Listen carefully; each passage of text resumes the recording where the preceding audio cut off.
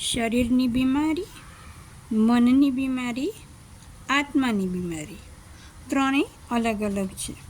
શરીરની બીમારી માટે દવાખાના અને હોસ્પિટલ છે.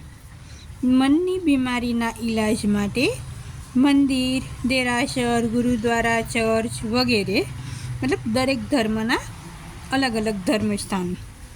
પણ આત્માની બીમારી ઓળખવા માટે કંઈ જ નથી.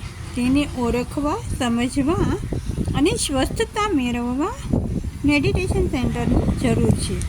અને ધ્યાન દ્વારા જ એ બીમારીને ઓળખી અને સ્વસ્થ કરી શકાય છે.